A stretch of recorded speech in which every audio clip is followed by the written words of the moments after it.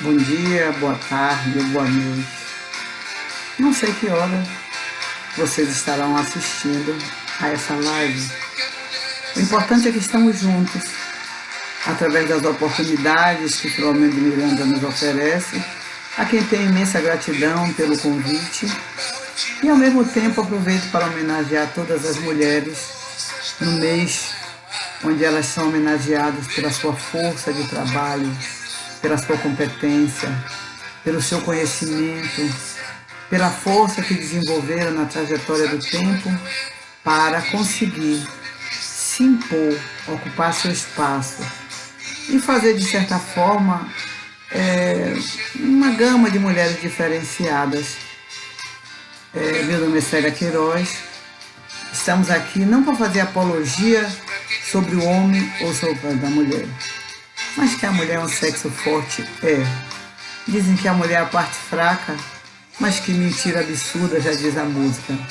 Ela é a parte forte, ela é a parte corajosa, porque teve que avançar na trajetória do tempo para ocupar o seu espaço, muitas vezes até se passando como homem, para vestir-se de soldados, para vencer as batalhas, para exercer a medicina, para enfrentar as guerras, como a Joana d'Arc, que ganhou a guerra da França, mas que foi sacrificada, queimada como bruxa e anos depois santificada como a grande líder que trouxe a independência para a França. Portanto, o tempo é o senhor da razão. Espírito não tem sexo masculino nem feminino. Ele tem experiências masculinas e femininas.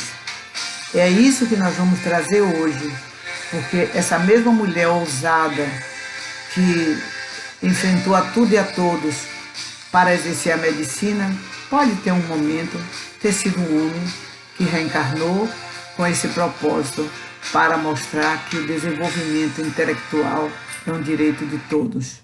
Portanto, aqui estamos nós, junto a vocês, para falar dessa grande luta que foi a posição das mulheres no meio científico e até mesmo para refletir por que quando a mulher ganha o prêmio Nobel, quando teve tanta interferência na ciência, na filosofia, na religião, ela não teve o destaque merecido. Observe que na nossa trajetória, Jesus foi o primeiro feminista, deu às mulheres que lhe acompanharam todo o direito de se comunicarem, de colocar os seus sentimentos, a sua fala. Jesus, na caminhada, trouxe Maria de Magdala como companheira na trajetória da sua divulgação doutrinária e causou surpresa na época, não só para as mulheres, como para os homens, o fato de Maria de Magdala conhecer leis, saber fazer cálculo de matemática, conhecer as escrituras e traduzir aquelas cartas para todos.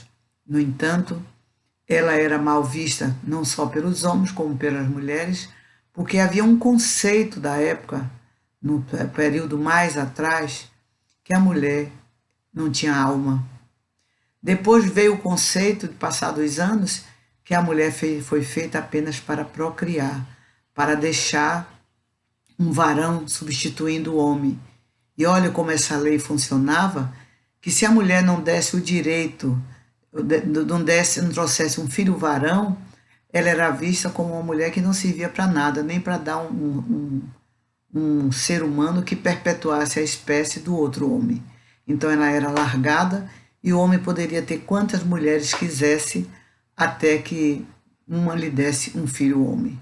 E por isso Maria de Magdala foi mal vista na sua sociedade como aquela mulher que não servia para conviver com os homens, porque ela estava, na verdade, acima do seu tempo. Ela tinha capacidades já desenvolvida de questionar, de entender, diferenciada das outras mulheres. Essas ideias perpetuaram e proibiram, inclusive, o acesso das mulheres ao conhecimento, ao desenvolvimento da inteligência, a frequentar as escolas. E durante grande parte da história ocidental, as mulheres foram afastadas dos espaços de produção científica, por questões culturais e até mesmo de leis que impediam que a mulher frequentasse aquelas universidades, aquelas escolas. Porém, diversas mulheres foram contra todas essas exclusões e fizeram de tudo para conseguir marcar o seu espaço nas ciências exatas, na medicina, na filosofia, nas ciências sociais, contradizendo muitas vezes as teorias que elas não eram para funcionar dentro dessas áreas. Isso fez com que, muitas vezes, as mulheres, para frequentarem as escolas de medicina, elas tinham que se vestir de homens para se passar por homens durante todo o tempo que frequentavam essas escolas. Olha que absurdo. Então, dessa forma, elas cursavam e depois, quando iam exercer a sua área de conhecimento, da qual se prepararam, continuavam tendo que se vestir de homem. Durante grande parte da história ocidental, elas foram afastadas de todo jeito. Tem ideias que, baseadas nas obras de Hipócrates, nascido 460 anos antes de Cristo, considerado uma das figuras mais importantes da história da medicina. No entanto, ele teve uma personalidade feminina que diziam que não combinavam com a intelectualidade, mas ela conseguiu estudar, conviver ao lado dele, e aquele grande filósofo Emmanuel Kant e Jacques Rousseau, no século XIX, Charles Darwin já tinha publicações falando da descendência dos homens, da seleção das espécies em relação ao sexo, colocava sempre na espécie humana o sexo feminino era inferior. E esses grandes mestres seguiam aquelas falas dos anteriores sem muito embasamento para aquilo. Mas foi contrariando todas essas ideias que a maioria das moças que eram letradas, até o início do século XIX, algumas se tornaram astrônomas, matemáticas, médicas, físicas, químicas e marcaram os nomes na história com descobertas que contribuíram muito para o avanço da ciência em diversas áreas. Devemos nos lembrar que tem um conceito do passado que acreditava que a mulher não tinha alma nem direito à intelectualidade, mas vocês vejam a ousadia dessas mulheres que avançaram, não levaram em conta esses conceitos e, de certa forma, abriram um caminho para nós hoje que temos vez e voz na sociedade. Então, se a gente não tinha direito à escolaridade, isso deixou de existir e nós passamos a frequentar as universidades igual aos homens e os cargos também de profissional da mesma forma. Então, esse preconceito ainda acontece na atualidade. Você veja que querem dar um salário menor para as mulheres, como se as mulheres não tivessem capacidade de comando. E isso, no Egito, já se destacava uma grande médica, uma faraó, que organizava expedições para descobrir novas plantas medicinais. Na Grécia Antiga, Teano foi aluna e posteriormente casou-se com Pitágoras e escreveu livros de matemática e de física. Então, em Atenas, Platão também, que é muito antes de Jesus, seguiu a tradição pitagoriana de aceitar mulheres em suas aulas. Porém, as leis determinavam que as alunas deveriam se vestir como homens, da mesma forma como eu falei anteriormente. Elas foram acusadas, as mulheres que se formavam como ginecologistas, que seria hoje a ginecologia, que tratavam mulheres, depois elas foram acusadas de realizar aborto e uma lei passou a proibir elas de praticar a medicina e a ginecologia. Então você veja como foi desafiador todo esse processo e por isso que muitas, para não sofrer esse tipo de achaque, que faziam, se disfarçavam de homens para estudar e lutar pelos seus direitos de ação e liberdade. Não vamos muito longe, aqui no nosso país, recentemente vocês viram na novela passar a mulher que o sonho dela era ser médica e para se inscrever na Faculdade de Medicina daqui da Bahia, ela usou o pseudônimo de um homem E no dia da prova, quando ela se apresenta, para surpresa da banca examinadora, era uma mulher. E eles rebatem de todos os jeitos, dizendo que ela não poderia cursar a faculdade, que era somente para homens. E mesmo assim, ela insiste no seu diálogo para que eles façam a prova, porque ela ia mostrar que ela tinha competência. E qual foi, não foi a surpresa deles, que ela teve nota máxima em todas as matérias. E mesmo assim, não lhe deram o direito de cursar a faculdade. O que ocorreu? Ela ficou sem cursar a faculdade e tempos depois, Dom Pedro favoreceu as condições para que ela cursasse essa faculdade nos Estados Unidos. Lá ela se formou e veio prestar serviço ao Brasil em agradecimento a Dom Pedro ter dado a ela essa oportunidade de se formar. Ela queria devolver à pátria os serviços prestados pelo fato de ela ter sido beneficiada pelo Dom Pedro naquela época para se formar. Então não foi fácil para ninguém que reencarnou como mulher se destacar nas suas áreas de trabalho. Então nós temos que entender que isso fazia parte da cultura do passado, mas que nós não podemos nos prender apenas a esse tipo de conduta e prosseguirmos confiante de que haveremos de chegar nos objetivos sonhados. Quando eu falei de mulheres se vestirem de homem, nós podemos trazer da nossa memória algumas que se vestiram de homem. Maria Filipa comandou em Salvador a guerra que iniciou a independência do Brasil e foi ela quem comandou todas as mulheres para realizarem esse trabalho de luta pela independência. E, no entanto, não tem destaque. Falam da independência do Brasil, feita por Dom Pedro, e, no entanto, não é citado o 2 de julho, onde começaram as batalhas da Bahia através de Maria Filipe.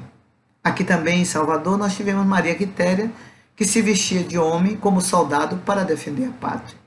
Eu falei de Joana d'Arc, que foi na França, mas tivemos também no nosso Brasil a nossa Maria Quitéria, que enfrentou os soldados vestindo como se soldado fosse. Então, isso a gente pode perceber, essa luta desigual em todos os lugares do mundo. Os países europeus saíram na largada da frente por serem países mais antigos, mas na Bahia também não foi diferente. Grandes mulheres, sem ser da ciência, mas que trouxeram benefícios para o nosso país, como Irmã Dulce, que enfrentou uma sociedade como religiosa para realizar o seu trabalho, enfrentou a tudo e a todos, e para até chegar a ser uma referência e ser canonizada como santa nos dias de hoje, foi uma longa história, uma longa luta e, acima de tudo, uma demonstração de amor pelo semelhante, porque ela executou nas suas tarefas aquilo que Jesus propõe, que é que nós estamos no mundo para aprender a amar e servir. Nossa querida Irmã Dulce viveu a vida para amar e servir a todos, apesar da sua fragilidade, da sua falta de recurso, mas ela enfrentou a tudo e a todos e conseguiu realizar esse trabalho referência monumental que está hoje conduzido pela sua sobrinha e por toda a equipe de que fez parte como referência, com médicos, com apoio até do exterior, porque ela teve a coragem moral de enfrentar e deixar o seu marco na história, a sua referência. Então, nós vemos que 370 anos antes de Cristo, Hipátia estudava matemática, astronomia em Alexandria e lecionou matemática e filosofia. Quando eu vejo aquela Lúcia Helena, que é uma palestrante que faz lives aí constantemente sobre filosofia, eu digo, essa mulher viveu lá com esses grandes pensadores, que ela fala com tanta naturalidade, como se ela conhecesse na intimidade. E nessa trajetória do tempo, nessa caminhada que nós atravessamos, com certeza, existem muitos que estão indo e vindo, dando continuidade às suas tarefas no universo. Essa personalidade que eu falei, Hipátia, ela ficou conhecida como a primeira matemática da história e por ter inventado o densímetro, instrumento que permite medir a densidade dos líquidos. Por defender o racionalismo grego, Hipátia acabou morrendo linchada por monges cristãos fundamentalistas. E a gente vê que nos dias de hoje, no século XX, estamos repletos de fundamentalistas ainda brigando por coisas sem sentido. Então, esse comportamento da Idade Média e da Renascença ainda perdura em algumas personalidades que só a reencarnação para nos explicar tanta incompreensão, tanto preconceito e tanta luta ainda contra as mulheres ou contra os fatos, não há argumento. Na Idade Média, alguns monastérios aceitavam a presença de mulheres, e uma abadesa de alto cargo religioso tem destaque na história dos cientistas. Ela era de origem alemã, o nome dela é Hildegard von Bingen. Redigiu entre os anos 1151 e 1158 uma enciclopédia farmacêutica que descrevia 300 plantas minerais e alguns minerais e metais com indicação terapêutica. Então aí você vê a origem até de tratamentos que são feitos hoje, saindo da medicina alopática. Ainda existem estudos de 5.000 anos dessas ervas, dessas plantas, que são aplicados na atualidade através dos florais, da homeopatia e de tantas outras medicinas alternativas, fruto do estudo dessas pessoas, que foi lá no ano de 1151. Naquele período, o centro médico europeu era a cidade de Salerno, na Itália, que se diferenciou bastante pela significativa presença feminina entre os estudantes e também entre os mestres. Quando eu falei na abertura que as mulheres têm mais sensibilidade, os homens têm mais razão, não estamos aqui falando de diferenças de classe, nem de um pode mais do que o outro, mas sim para nós entendermos que a criação é perfeita e o conhecimento de um soma o conhecimento do outro. O que um sabe mais, o outro sabe menos. O que o outro tem mais resiliência, o outro tem menos. Um tem mais paciência, o outro tem menos. Talvez por isso foi dado à mulher o direito da maternidade, porque ela acumulou maiores capacidades de todas essas qualidades que são tão importantes na maternidade, para que ela possa gerar um filho, trazer ao mundo, educar e conduzir. Lógico que toda regra tem exceção, mas também nós não podemos deixar de entender que entre as mais famosas foi a ginecologista e obstetra Tortula, que escreveu 2 tratados médicos sobre a saúde da mulher, lá no passado, onde tudo começou. A expansão das universidades no século XIV e XV foram muito importantes. Ocorreu uma expansão maior das universidades em todo o território europeu, e a maioria dessas instituições seguia a filosofia escolástica, que conciliava a fé cristã com o sistema de pensamento racional. Naquele mesmo momento estudioso, redescobriram trabalhos de Aristóteles, indicando que o gênero feminino era inferior ao masculino. O monopólio das universidades sobre a produção e transmissão dos saberes somados, e esse pensamento afastou ainda mais as mulheres da produção científica por um longo tempo, porque acaba virando uma crença de tanto dizerem que a mulher não é capaz, que a mulher não tem condição, que a mulher não pode, que ela não sabe. Não precisa ir muito longe, não. O simples fato de sua mãe dizer isso não é para você, você não tem competência para isso, é um mantra que vai se formando e que você precisa ser muito forte para ir contra tudo e contra todos e lutar pelos seus sonhos e realizar aquilo que você deseja. Eu que trabalho com eventos, quantas vezes já não vi pessoas que trilharam todo o caminho daquilo que os pais queriam, queria que a filha fosse médica, mas ela queria ser veterinária. O que acontece? Ela fez o que a mãe quis no dia da formatura, entregou o diploma, disse: pronto, minha mãe, já fiz o que você queria, agora eu vou fazer o que eu quero.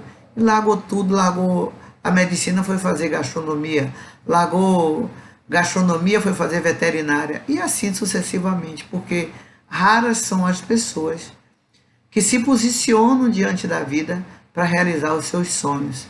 Na criação que nós tivemos no passado, a gente tinha que seguir aquilo que os pais determinavam. E eles interferiam muito nas carreiras e nos sonhos. E o que resultava eram muitas pessoas realizando atividades da qual não se sentiam afinizados, realizando trabalhos que não se sentiam felizes. Então, se você não quiser precisar de trabalhar, faça alguma coisa que você ame muito e você não vai sentir que está trabalhando. Você tem que ter amor ao seu trabalho. Eu estou num momento, por exemplo, de transição, de mudança. Trabalhei com a culinária há quase 60 anos. Ela faz parte da minha vida, a minha gratidão eterna. Mas é difícil para aqueles que me cercam, familiares, amigos, ver Célia agora como uma pessoa pesquisadora, estudante de pedagogia, estudante de neurociência, como se eu não tivesse direito, como se dissesse assim, onde é que aquela cozinheira vai buscar conhecimento agora para querer entrar na neurociência? É como se o passado voltasse e dissesse, você não tem direito a fazer isso. E se eu já tiver o conhecimento adquirido de outras vidas, eu só estou oficializando no momento atual? Quem vai me garantir? Eu assisto aulas que parecem um assunto novo, eu assisto aulas que parecem um assunto conhecido. Você não tira da gaveta aquilo que você não colocou. Então, você não tira do seu arquivo morto, do seu cérebro, da sua mente, aquilo que você não plantou. Com certeza, tem conhecimentos que eu já trago de outras vidas e eu só estou relembrando. E tem conhecimentos que são novos. Isso é importante. O importante é que cada um, homem ou mulher que me ouve nesse momento, procure dentro de si. Eu estou fazendo o que eu gosto? Eu estou fazendo o que eu amo? É isso que eu gosto de fazer? Ou eu tenho alguma pendência que eu não realizei e que eu poderia realizar agora? Quando você parar para observar isso, vai ver que nunca é tarde para você recomeçar a reconstruir ideias, pensamentos. Porque eu estou falando de personalidades do Egito, diante de Cristo, depois de Cristo, que viveram dramas e problemas que vestido de roupa diferente é o que nós vivemos hoje. Na Alemanha, em 1700, nas décadas de 1700, Mary descobriu um cometa e escreveu importante tratado trabalhando ao lado do marido. Enquanto ela trabalhou ao lado do marido, beleza. Porém, com a morte do marido, a Academia de Berlim lhe recusou o cargo oficial de astronomia. De astrônoma, porque ela trabalhava com o marido, era pesquisadora, mas não aceitaram que ela assumisse o cargo que era dele. Anos mais tarde, o mesmo cargo foi oferecido ao filho dela, e aí então ela pôde se tornar assistente dele. Olha que isso eu estou falando de 1700. A gente já não vê isso tanto hoje em empresas que quer passar para um homem, não admite. Quando eu era mais jovem, tinha uma empresa de uma madeireira aqui, que eram pessoas amigas nossas, e quando a mãe morreu, a irmã mais velha das mulheres, que conhecia tudo da empresa, tomou a frente. Os irmãos homens eram mais novos, não queriam ser mandados pela mulher, e era um problema sério. E se é para a gente fazer uma pausa, para sorrir um pouco, a mãe dela diariamente sentava na cama, o espírito desencarnado, e dava todas as coordenadas do trabalho. Porque sabia que ela tinha capacidade, a mãe se tornou uma coadjuvante, uma auxiliar desencarnada para ela tocar o processo. E a empresa cresceu, prosperou e ela comandou os irmãos até mais tarde, cada um assumir seu papel, mas foi ela, com garra e fibra, que tocou a empresa de madeira à frente. Existe, não sei se existe até hoje na cidade, mas ela está viva, portanto não adianta citar nomes, mas o importante é saber que isso não foi no Egito, foi agora. Na minha juventude, com 20 e poucos anos, eu vi essa experiência. Então, havia esse preconceito. Eu mesmo trabalhei comandando refeitório, restaurante da Nestlé, com caminhoneiros e tudo, e vi a dificuldade que era homens serem mandados por mulheres. Eles não admitiam. Tanto que eu brinco até dizendo que eu acabei virando meio homem, falando grosso, falando alto, perdendo um pouco da feminilidade, porque você tinha que se impor. O tempo passou, hoje eu brinco e digo, ó, gente, eu sou mulher, me chamo de Lady Laura, me leve para casa, abra a porta do meu carro, carregue minhas plantas, eu sou mulher. Mulher é sexo frágil, não é assim? Mas, na verdade, quando você se imbuiu de uma fortaleza para vencer os obstáculos, as pessoas acabam esquecendo que você é feminina. No momento, eu estou mulher, então me respeite como mulher. Durante a Renascença, a história identifica muitas pesquisadoras distintas na área do conhecimento. Tem um artigo que é divulgando a visibilidade das mulheres da ciência. Tem uma professora da Unicamp, Maria Conceição da Costa, que ela evidencia com o nome de Sophie Barré, participante da observação das estrelas como assistente do irmão. É tão interessante você ver aquilo que eu falei no início, das mulheres terem que se vestir muitas vezes de homem, mas também tem mulheres que tiveram que usar para escrever o que pensava, como agia, elas tiveram que usar pseudônimo de homens. Eu me lembro quando eu fui a Natal, eu fui conhecer a casa de Nise Floresta e comprei um livro, é muito interessante a história de Nise Floresta. Poucas pessoas sabem, é o que eu digo assim, esses atos marcantes não são divulgados. Nise Floresta, o pai foi preso e ela foi visitar o pai na cadeia, levando o seu bebê para que ele conhecesse. E lá chegando, o pai não deu a mínima para o neto. E ela ficou assim meio chocada, perguntando por que ele não tinha manifestado nenhuma emoção, nenhuma alegria de conhecer o neto. E ele disse, minha filha, eu tenho fome, eu estou presa aqui há muitos dias e eu tenho fome. E ela disse, meu pai, eu aqui não tenho nada para lhe alimentar. Tudo que eu tenho é o leite que eu dou ao meu filho. E amamentou o pai na cadeia com o leite materno que ela dava ao seu bebê. Essa personalidade tem muitos textos escritos no exterior com pseudônimo masculino, porque na literatura as mulheres não tinham direito a escrever os seus pensamentos. Então ela escrevia como uma revolucionária, um protesto, tudo o que ela pensava, mas colocou com pseudônimo masculino. Então, nós temos que, no silêncio das nossas orações, elevar o pensamento a Deus e agradecer. Há tantas mulheres desconhecidas, mas que batalharam para que nós tivéssemos hoje a liberdade de ser, de agir, de pensar.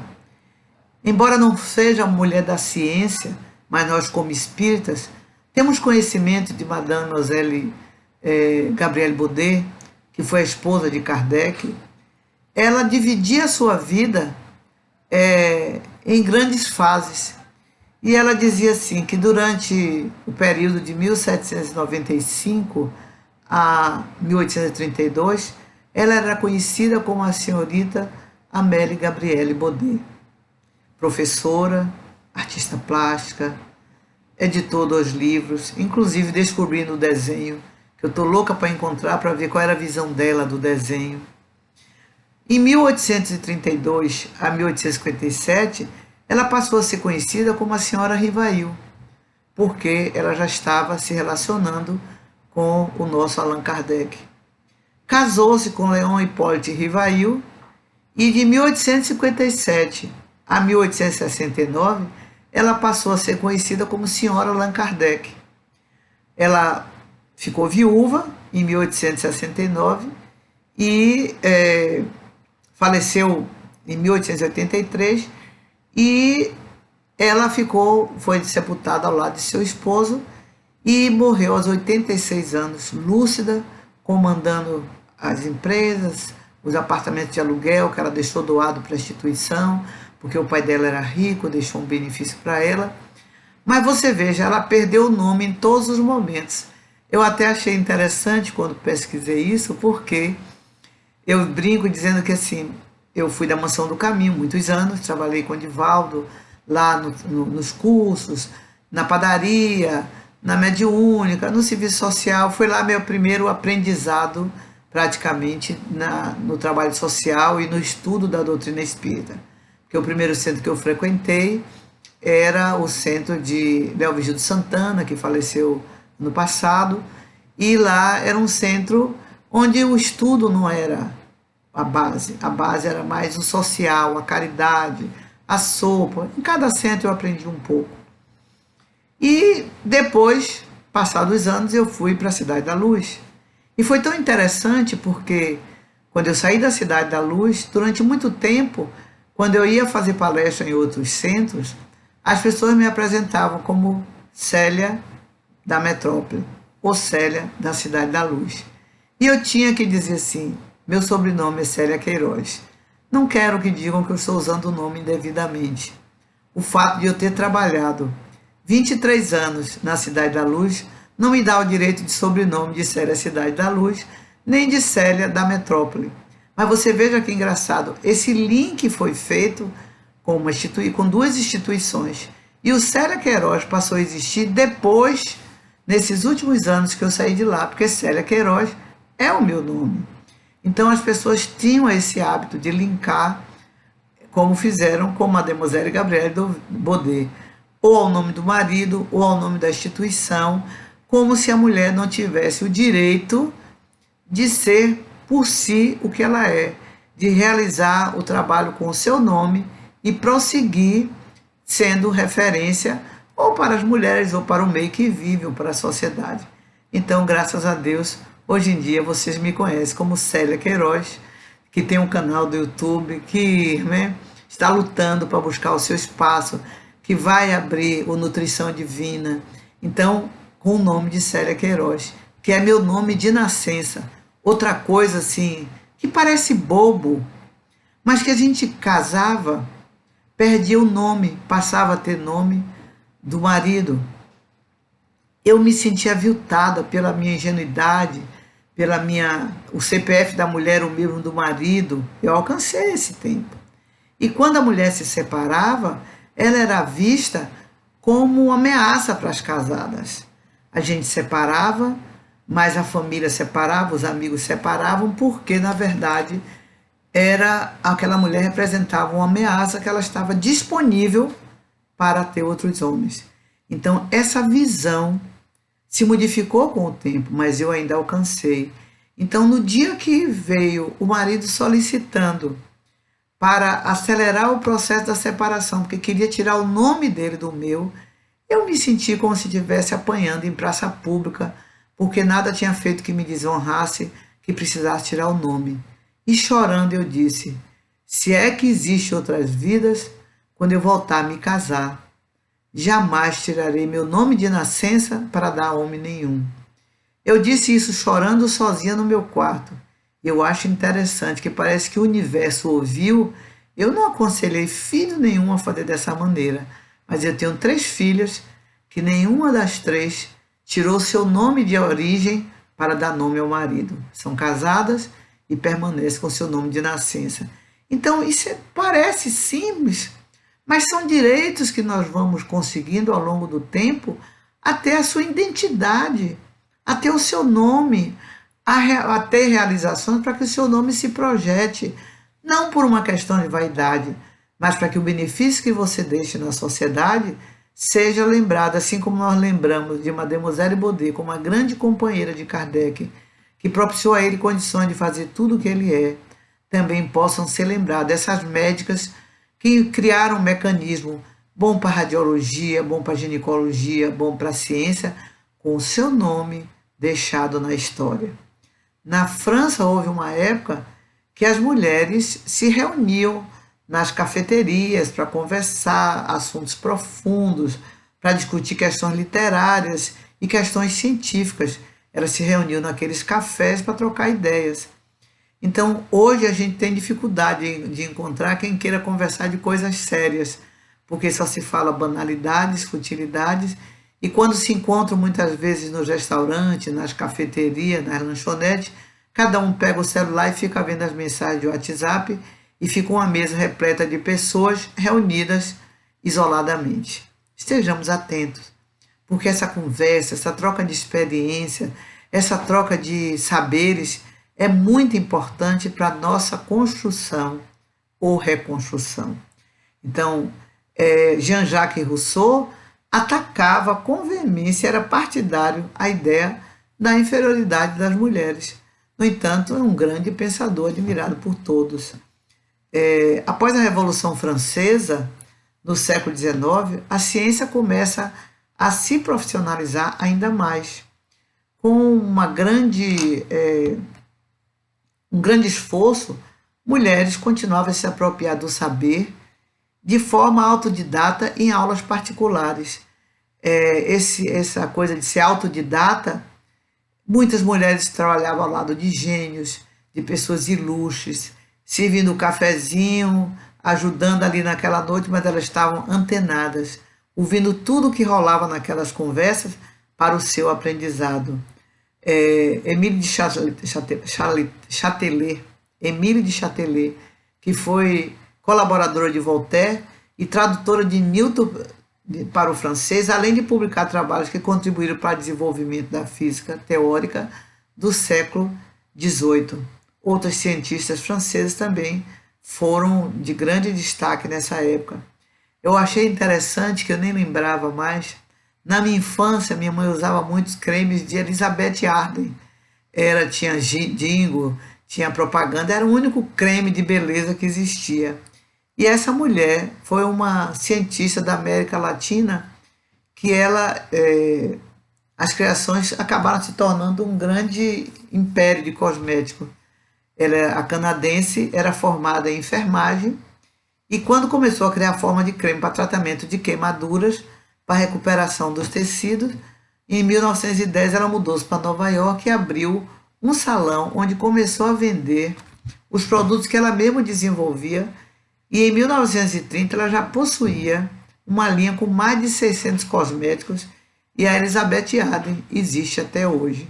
Embora tenham surgido marcas novas, tantas outras que vocês conhecem aí, mas ela foi pioneira nesse aspecto e era o creme que minha mãe usava na infância.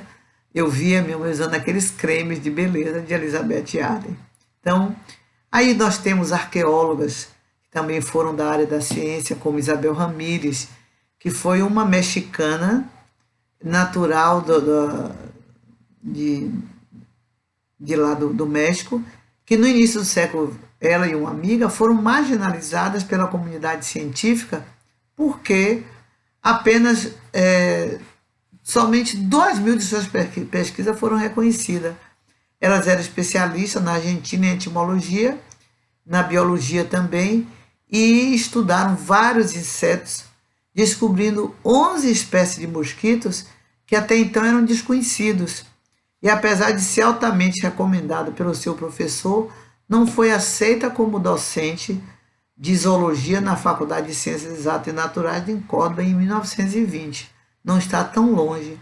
Com todo o conhecimento, ela não conseguiu ser professora, o que é um absurdo, mas a gente tem que ver que tudo isso foi uma luta muito grande de todos para chegar a esse consenso. Nós temos que avaliar que nesse processo nós não podemos parar, tendo certeza de que o conhecimento é aberto para todos. Nós temos que entender que temos aptidões, sonhos, desejos, e se nossa alma nos leva para querer fazer determinada pesquisa, devemos obedecer. Eu converso muito com meu professor de pintura, que nós estamos montando um projeto, e assim, eu digo que eu quero fazer a pesquisa com os meninos que nós estamos analisando, mas que precisava fazer uma ressonância primeiro, fazer uma radiografia, para que a gente pudesse documentar. E hoje ele já está dando uma palmatória dizendo assim, você está certa, porque através da ressonância magnética é que chegará à conclusão dos estudos que fazem da memória, da glândula pineal. Então, é a ciência. E isso eu trago do empirismo, eu trago como autodidata, essa vontade de gostar, de pesquisar, de conhecer as coisas, porque teve uma época que eu fiz pesquisa de fotoquília, onde eu fotografava os médios quando chegavam, os médios quando recebiam os espíritos, os médios depois da comunicação. E a gente fazia fotos e via no campo magnético, na aura, a diferença de tonalidades existentes de uma foto para outra, os focos luminosos. E aí, um pesquisador com quem eu conversava me disse assim: Célia, para você tirar um perfil tem que no mínimo ter 200 fotos em horário diferente. Eu não tinha capital nem cacife para fazer esse tipo de pesquisa. Tive que abandonar. Uma pesquisa é muito cara, é muito difícil, mas nós precisamos buscar aliados para realizar nossos sonhos, porque você veja, tem uma cientista médica que ela realizou um trabalho e ganhou inclusive o prêmio em 1925 da primeira dama da ciência americana. Ela conseguiu realizar um exame que avaliava os recém-nascidos nos primeiros momentos de vida e ela era uma especialista de anestesia.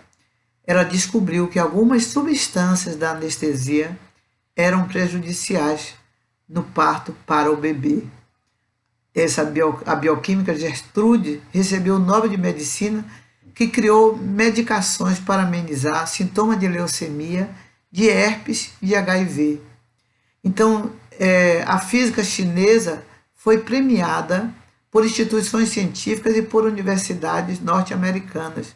Já formada em física, foi para os Estados Unidos em 1936. Continuou os estudos na década de 40 e recebeu o PhD de física, estudando física nuclear, e fez parte do projeto de Manhattan. Em 58, ela tornou-se titular da Universidade da Colômbia e em 1976 foi eleita a primeira mulher presidente da American Society Física e também recebeu o Manhattan da Ciência, pavimentando o caminho para muitas outras mulheres estudarem. Gente, eu levaria aqui horas falando de inúmeras mulheres da ciência, assim também como mulheres de grande valor para a sociedade, que mesmo sem ser da ciência, trouxeram grandes benefícios. Poderíamos citar a Madre Teresa de Calcutá, outra religiosa, que realizou um trabalho grandioso junto aos menos favorecidos. E não podíamos deixar de falar, no processo de encerramento da nossa fala, da nossa Mãe Maior, da nossa Mãe Maria Santíssima, que é a Mãe de Jesus, que trouxe na sua estrutura psicológica a capacidade da resiliência, da paciência, do entendimento. E é ela que nós evocamos no momento das nossas dores, das nossas aflições, porque vê seu filho crucificado, aquele filho que só fez o bem para a sociedade, aquele filho que só deu amor, que tantas realizações deixou para a humanidade, que até hoje é o maior número de livros escritos sobre Jesus que não conseguem entender como uma pessoa tão boa, tão capaz, que sabia administrar a inteligência emocional, que só deu amor, foi crucificado com toda a paciência e resignação, e que, no entanto, no momento final, ele teve a capacidade de olhar para sua mãe e entendendo que seu filme estava acabando, ele estava voltando para a pátria espiritual. E ele olha serenamente para sua mãe, sofrendo de ver o seu filho naquele estado, e diz: Mãe, eis aí o teu filho. Filho, eis aí a tua mãe, se dirigindo a seu primo que estava ao lado de Maria. Como se ele dissesse ali subentendido: Mãe, minha missão terminou. Eu estou voltando para a pátria espiritual, mas você ainda tem compromisso. Permaneça cumprindo o seu trabalho, seja resiliente, tenha paciência, que de onde eu estiver, estaremos juntos, lhe darei a força e na hora certa virei lhe buscar. Maria prosseguiu sua jornada, cuidando de todos os leprosos da casa do caminho, aconselhando, fortalecendo a mensagem que seu filho deixou. E quando chegou o momento final, aonde ela está falecendo, qual não é a sua surpresa de ver seu filho entrando pelo ambiente adentro, que lhe carrega, lhe bota no colo e seguem para o mundo espiritual. Muitas mulheres foram grandes exemplos para nós. Joana de Cusa também, quando foi queimada viva, e, no entanto, os soldados diziam: agora está na sua hora de orar. Se você só sabe fazer isso, está na sua hora, porque você vai terminar agora. E se o filho dela, chorando, gritando, dizia: mãe, nega esse teu Deus, abjura esse teu Deus, nós vamos ser queimados. E ela, com toda a fortaleza do mundo e com toda a coragem, virou para seu filho e disse: meu filho, eu lhe amo, mas eu não posso negar a presença divina do nosso Pai maior, que nos orienta, que nos acompanha e que nos segue. E nesse momento, os soldados vieram com as tochas, queimaram seu corpo e o de seu filho. Mas com certeza, naquele momento, as dores foram diminuídas, porque o seu espírito já tinha se desligado e ela já tinha sido levada para o mundo espiritual, deixando para nós essa certeza de que quem tem Deus no seu coração, na sua mente, nada teme. Não existe coisa maior do que o amor de uma mãe por seu filho, mas naquela hora, o amor pelo pai maior foi maior do que o de seu filho. Tenhamos como referência, não só nós mulheres, para enfrentarmos as dificuldades da vida, para compreender que aquelas mulheres que no dia 8 de março foram queimadas dentro de uma fábrica, que morreram asfixiadas pelos seus direitos, para que fossem respeitadas no seu trabalho, para que não tivessem 15 horas de trabalho escravo e pudessem se posicionar, que todas essas mulheres que nos antecederam não tenha sido em vão, que nós possamos realizar o nosso melhor até os últimos dias de nossa vida, que nós possamos ter certeza que todos esses que tiveram essa passagem brilhante saíram, abriram caminhos, como uma frase popular que eu uso muito: se quiseres ter sucesso, faça alguma coisa bem feita, com amor. Pode ser no meio da floresta, abrirão picadas e chegarão lá. Realize o seu melhor, dê o seu amor, carregue com você a certeza de que você é Deus, que você tem um Deus dentro de você, que você pode fazer o que Ele faz e muito mais, e você vai ter coragem de enfrentar todas as adversidades que a vida oferecer, para que você seja um vitorioso ou uma vitoriosa. Não importa, que como eu disse no início, espírito não tem sexo, ele tem aptidões masculinas e femininas, e nós estamos nos preparando para muitas realizações nessa mudança de um novo tempo, onde a terra deixará de ser um mundo de prova e expiação para ser um mundo de regeneração. Se queremos caminhar com as nossas almas afins, com as pessoas que amamos, lutemos para puxar a corda, para trazê-los conosco, porque na nossa caminhada é seguir Jesus ou atormentar-se, é seguir esses ensinamentos, de fazer brilhar nossa luz, de sermos hoje melhor do que ontem, de realizarmos cada vez melhor, de amar a Deus sobre todas as coisas e ao próximo como a si mesmo. Nesse exercício, chegaremos lá e seremos vitoriosos com as graças de nosso Pai.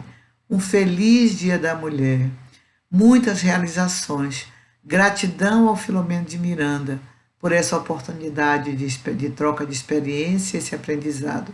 Gratidão a toda essa equipe que trabalha nos bastidores para favorecer condições para que nós continuemos, apesar de estarmos na pandemia, longe do contato físico, longe das nossas reuniões, mas sempre perto do coração, com a gratidão de todos vocês. Sintam-se abraçados e beijados, em nome de Deus, em nome do Pai, que sejamos irmãos do caminho, trabalhando por um mundo melhor. Muita paz e muita luz para todos os companheiros de jornada. Que Jesus nos abençoe e nos ampare, agora e por todo sempre. E muita, muita luz na vida de cada um de vocês. Aqueles que estão atravessando momentos difíceis, aqueles que estão nos hospitais, aqueles que estão vivendo esses momentos de dores, nessa guerra insana que estamos atravessando. que possamos emanar do nosso coração energias benéficas para todos. Muita paz a todos.